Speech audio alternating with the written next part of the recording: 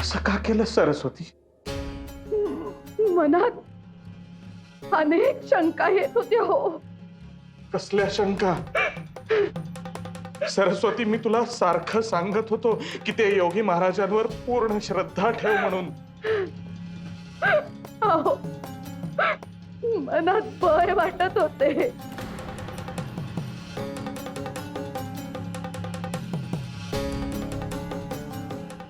आत्ताच्या आत्ता जा आणि ती विभूती घेऊन ये. इथे माझ्या समोर महादेवाचं नाव घे आणि ती विभूती पाण्यात प्राशन कर.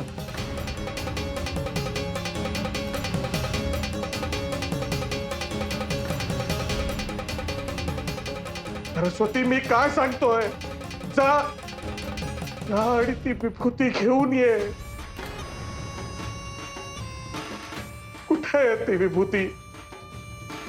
मी ती विभूती गावाबाहेर तिथे शेण टाकतात तिथे टाकून आलं.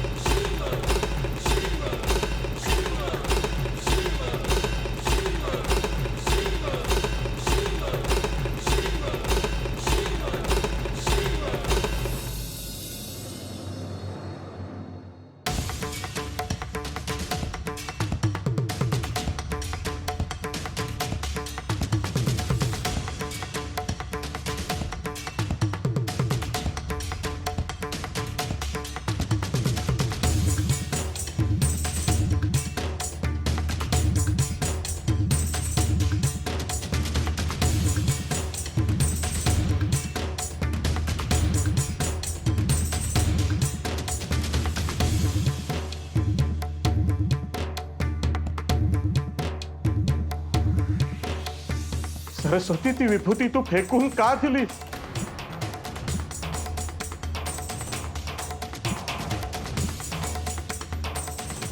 का? एवढी कसली भीती वाटत होती सरस्वती तुला?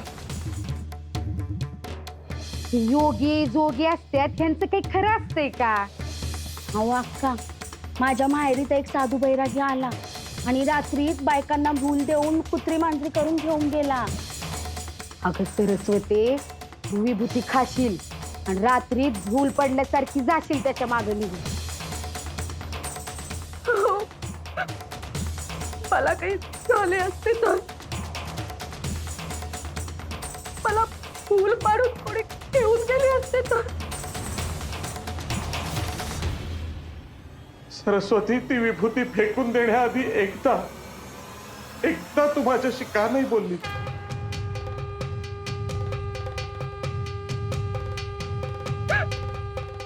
माझे तुमच्याशी बोलायचे धाडस झाले नाही हो.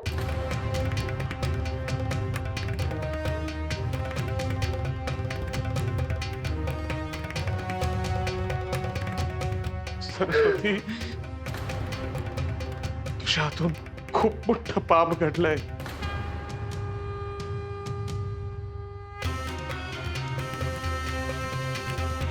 मी त्या योगी श्रेष्ठांना भेटलो होतो. नुसतं त्यांच्याकडे पाहता क्षणी त्यांच्या समोर नतमस्तक व्हायला झालं होतं अगं.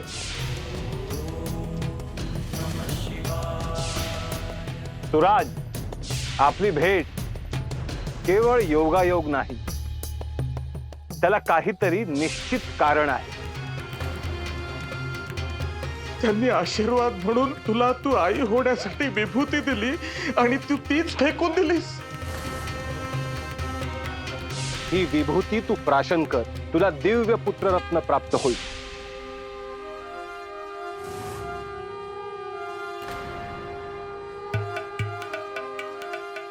तू असं करशील असं मला स्वप्नातही वाटलं नव्हतं. तुझ्या हातनं खूप मोठं पातक घडलंय सरस्वती. या क्षणी मलाही तसेच वाटते हो.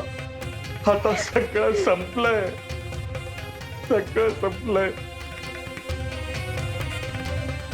आता तुला वाटून काहीही उपयोग नाहीये सरस्वती. सरस्वती, तू फक्त आई होणार नव्हतीस, तर एक दिव्य आत्मा तुझ्या पोटी शरीर धारण करणार होता.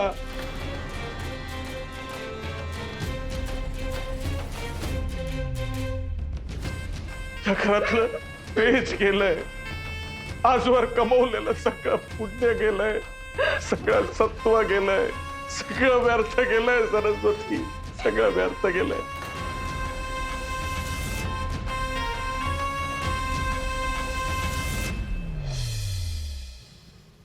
आता आता ह्या पापाचा भार कसा वाहणार आहे सरस्वती? हो, तुम्ही असे बोलू नका हो.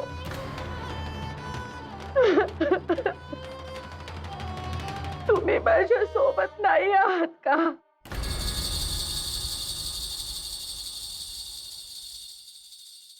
तुझ्या सोबत तू मलाही पापाचा धनी केलायस.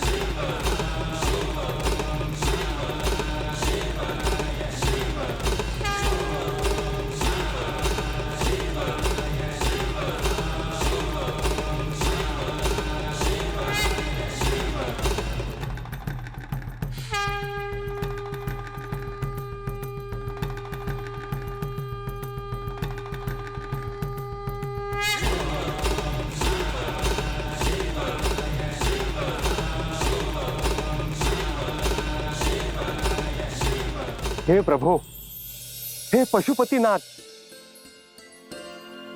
हे महादेव, आपण स्वतःहून मला दर्शन दिले, मी धन्य झालो.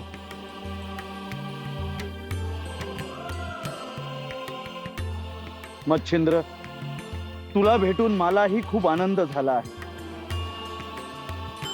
तुला आपली पहिली भेट आठवते ना?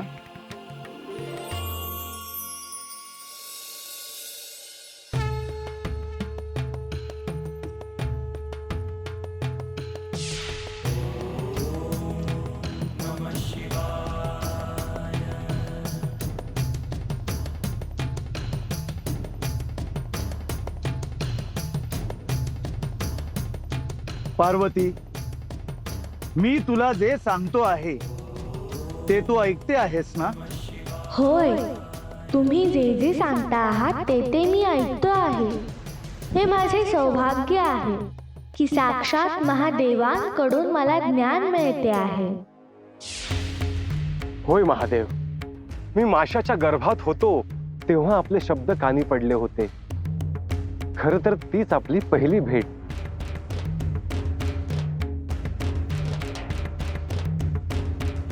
मच्छिंद्र, तुझे कठोर तप पाहून मी तुझ्यावर प्रसन्न झालो आहे.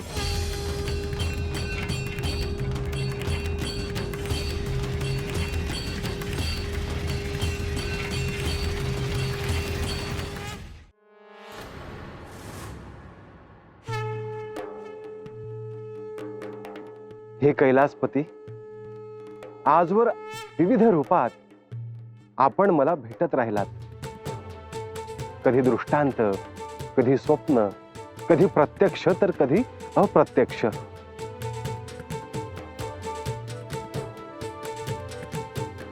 मच्छिंद्र, मी या सृष्टीच्या कणाकणात आहे. हवेत, पाण्यात, आकाशात, सर्वत्र. त्यामुळे आपण कधी वेगळे नव्हतोच. म्हणूनच आपले अस्तित्व मला सतत जाणवत राहते.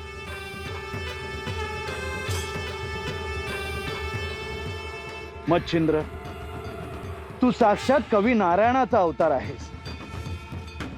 मी आणि नारायण काही वेगळे आहोत का? शिव आणि हरी हे वेगळे नाहीत. ते एकमेकांचे प्रतिरूप आहे. हे आदिनाथ, हे आपल्या मुखातून ऐकणे हे माझे भाग्यच आहे.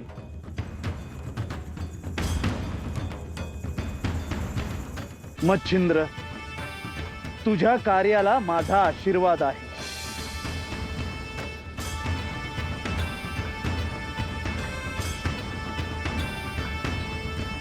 हे महादेव, मी आपल्याला स्मरून दिव्य विभूती गोदा तीरावरील एका दाम्पत्याला दिली. ती विभूती म्हणजे साक्षात आपणच आहात.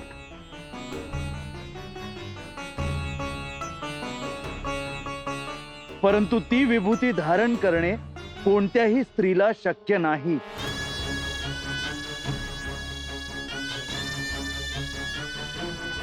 असे असेल तर मी दिलेल्या विभूतीचे काय होणार प्रभू?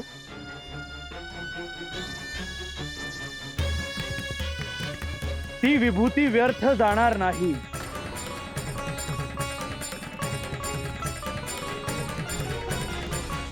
माझे तत्व त्यात सामावले आहे.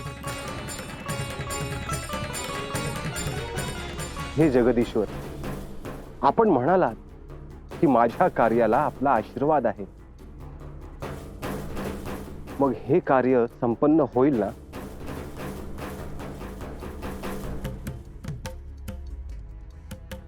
अर्थात ते संपन्न होईल. परंतु तू जसे समजतोस तसे होणार नाही.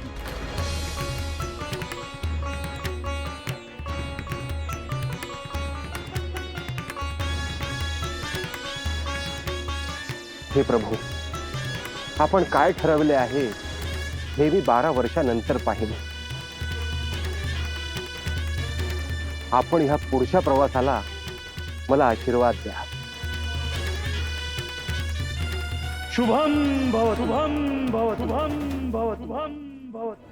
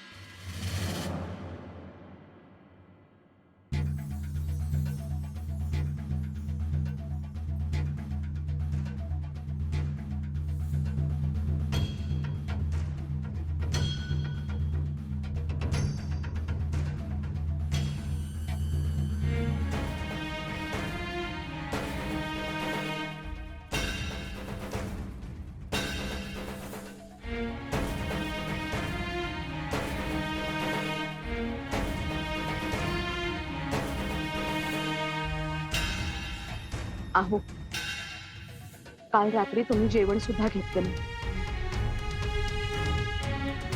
दूध तरी घ्या. मला दूध नकोय. अहो, असं काय करता? अन्नावर का राग काढता? काल रात्रीपासूनच माझं प्रायश्चित्त सुरू झालंय सरस्वती. कसले प्रायश्चित्त?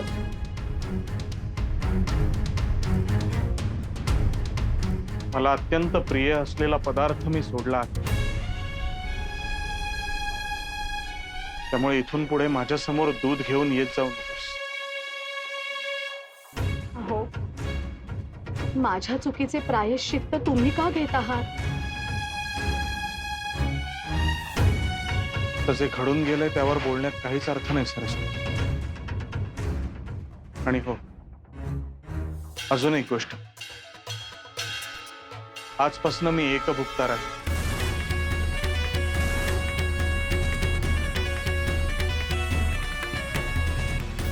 एक वेळच जेवेन.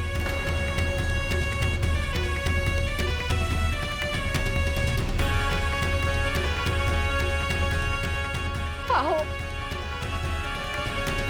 मी कोणते प्रायश्चित्त घेऊ?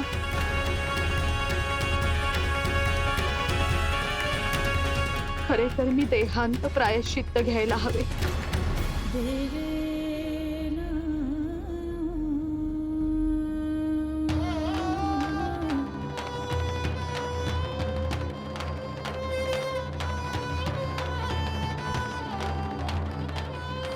देह संपवला तरी भोग संपत नाहीत सरस्वती.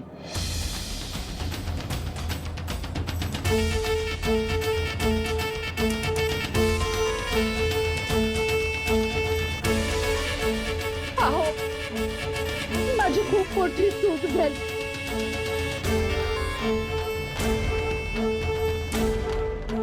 हवं तर तुम्ही मला क्षमा करू नका, पण माझ्याशी असे तुटक वागू नका. हो,